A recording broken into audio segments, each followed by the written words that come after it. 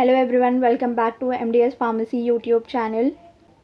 MDS pharmacy का application अभी play store पर अवेलेबल है, आप लोग जाके डाउनलोड कर सकते हैं। वहाँ पर आपको नोट्स मिल जाएंगे। फार्मास्यूटिक्स में जो हमने यूनिट 1 स्टार्ट किया था उसका चैप्टर 4 पढ़ेंगे आज, जो कि है पोसोलॉजी। पोसोलॉजी में आज हम पढ़ेंगे definitions, factors affecting posology, paediatric dose calculation based on age, body weight and body surface area. Okay, let's start. Posology एक ग्रीक का वर्ड होता है where posos means how much and logos means science. Then posology एक medical science का branch है जिसमें कि dose and the quantity of drugs include होते हैं which has to be administered to patient to get the desired pharmacological action. जो भी pharmacological action provide करता है ड्रग, उसके लिए कितना डोज होना चाहिए एंड कितना क्वांटिटी पेशेंट को एडमिनिस्टर करना चाहिए, उसको हम पोसोलॉजी बोलते हैं। ठीक है। The next is dose.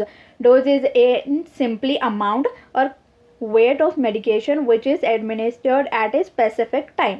Example paracetamol 450 mg tablet or 650 mg tablet. वो ये जो 650 या 450 होता है टैबलेट में, वो एक्चुअल एक्टिव इंग्रेडिएंट्स होता है और एक्चुअल डोज होता है उस ड्रग के लिए। The next is dosage. Last video में हमने या लास्ट लेक्चर में इंट्रोडक्शन टू डोजेज फॉर्म हमने पढ़ा था, डोजेज क्या होता है। So here dosage is the size और so here the dosage is the size or the frequency of a dose of medicine or drug. Example, a dosage form of paracetamol that is 450 mg twice a day. Factors affecting dose जिसमें आता है age, gender, body weight, route of administration, time of administration, environmental factors, emotional factors, presence of disease, accumulation, additive effect, synergism, antagonism, idiosyncrasy, tachyphylaxis, metabolic disturbance, tolerance. One by one हम detail में देखेंगे इसको। जैसे as, जो pharmacokinetic parameters होते हैं drugs के, like absorption, distribution, metabolism and excretion, वो अकॉर्डिंग टू एज चेंज होते रहते हैं। सो न्यूबॉर्न्स में अलग होंगे, अडल्ट्स में अलग होंगे एंड जीडियाट्रिक पेशेंट जो होंगे उसमें अलग होंगे। सो न्यूबॉर्न इन्फेंट्स या पीडियाट्रिक्स जो होते हैं वो उसमें एबनॉर्मली सेंसिटिव होते हैं ड्रग्स को, एंड बिकॉज इन लोग में जो होता है वो इमेच्योर होता है, इन लोग का हेपेटिक लिवर फंक्शन जो होता है इन लोग का वो इमेच्योर होता है, एंड रीनल फंक्शन जो होता है इन लोग का इमेच्योर होता है। तो इसकी वजह से अफेक्ट कर सकता है डोज एज के हिसाब से। Gender can also affect the dose, like जो भी वुमेन होते हैं, फीमेल्स होते हैं, वो लोग की कैपेसिटी लंग्स, वो लोग की कैपेसिटी जो होती है ड्रग को रिस्पॉन्स करने की, वो कम होती है when compared to the men. So special care should be taken when drugs are administered during menstruation, pregnancy and lactation. Is body weight. जो body weight होता है, body weight can also affect the dose. जो भी patient का body weight होता है, according to that patient को medication लेना चाहिए, according to that वो dose लेना चाहिए patient को, and prescribe भी उसी हिसाब से करना चाहिए physicians या doctors को, because according to body weight and age के हिसाब से calculate करते हैं formula को use करके। Then next is route of administration. Route of administration can also affect the dose. Intravenous के जो डोजेस होते हैं वो यूजुअली स्मॉलर होते हैं when compare to oral drugs, because जो इंट्रावेनस इंजेक्शंस होते हैं वो पेरेंट्रल रूट से देते हैं, वो डायरेक्टली ब्लड में जाते हैं, उसमें एब्जॉर्प्शन की ज़रूरत नहीं होती है। Whereas in the oral doses जब भी हम लेते हैं, हम माउथ से लेते हैं, सो उसको एब्जॉर्प्शन की ज़रूरत होती है, एंड वो हमारी स्टमक से पास होता है, सो उसमें लिवर से पास होता है, स्टमक से पास होता है, तो उसमें फर्स्ट पास मेटाबॉलिज्म भी होता है एंड एब्जॉर्प्शन भी होता है। Okay, then next is time of administration. जब भी फूड हमारे स्टमक रीजन में प्रेजेंट होता है वो डिले करता है ड्रग के एब्जॉर्प्शन को। सो एंड जो एम्प्टी स्टमक में हम जब भी हम ड्रग लेते हैं तब इजीली एब्जॉर्ब हो जाता है स्टमक में। उसका मतलब ये नहीं है कि सारे ड्रग्स एम्प्टी स्टमक लेना चाहिए, बट थोड़े ऐसे ड्रग्स होते हैं जिसको एम्प्टी स्टमक लेने से ज़्यादा अच्छा एब्जॉर्प्शन होता है, एंड थोड़े ड्रग्स ऐसे होते हैं जो खाना खाने के बाद या मील लेने के बाद में एब्जॉर्प्शन अच्छा होता है उसका।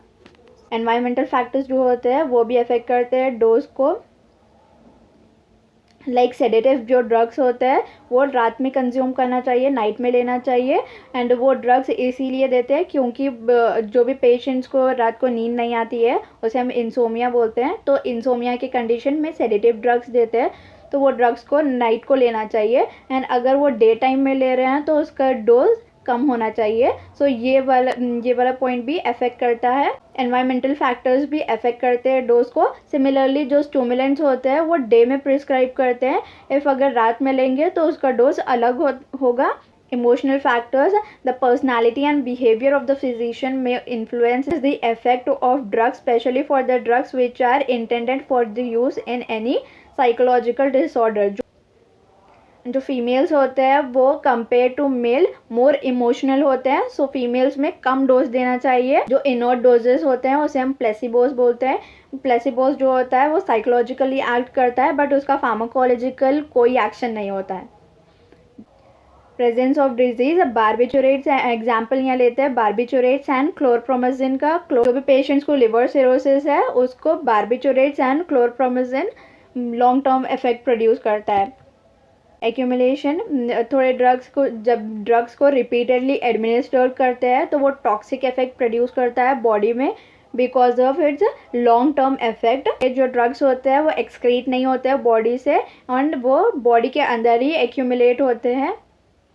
एग्जाम्पल लेते हैं डिजिटालिस एंड हेवी मेटल्स का। And additive effect when two or more drugs administered together when it is equivalent to the addition of their individual pharmacological action and their phenomenon of the addition is called additive effect। जिसमें example लेते हैं ephedrine and एमाइनोफिलिन। जो drug के therapeutic results achieve करने में problem होती है single drug से, एट दैट टाइम दो या दो से ज़्यादा ड्रग्स भी देते हैं या तो इन कॉम्बिनेशन भी देते हैं to increase the action of this phenomenon, so उसको हम साइनर्जिज्म बोलते हैं। लाइक एग्जांपल लेते हैं प्रोकेन एंड एड्रेनालिन का जो कॉम्बिनेशन होता है वो इंक्रीज करता है ड्यूरेशन ऑफ प्रोकेन को।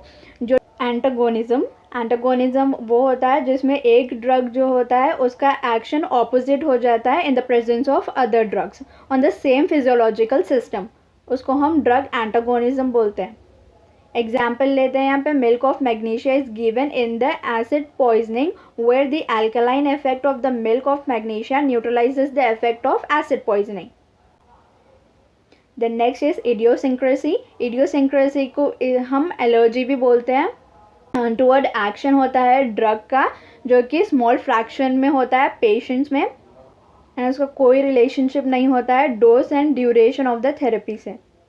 Tolerance, usually large doses of the drug is required to elicit an effect ordinarily which is produced by the normal therapeutic doses of the drug. The phenomenon is known as drug tolerance. Like smokers जो होते हैं वो tolerate करते हैं nicotine को, alcoholic and tolerate करते हैं large quantity of alcohol को।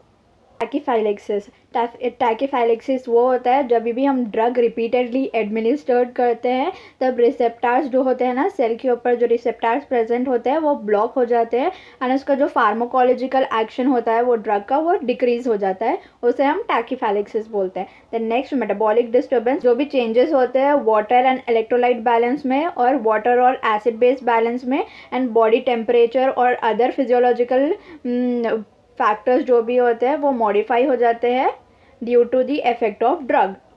हाइपर सेंसिटिविटी रिएक्शंस जो होता है वो ड्रग का बिहेवियर होता है ड्यू टू इट्स फ्रीक्वेंट और non toxic effect of the drug. Like antibiotics होते हैं, वाइटामिन होते हैं। नेक्स्ट इज डोज कैलकुलेशन, जो भी डोज कैलकुलेशन होता है वो according to age, body surface area and weight के हिसाब से होता है।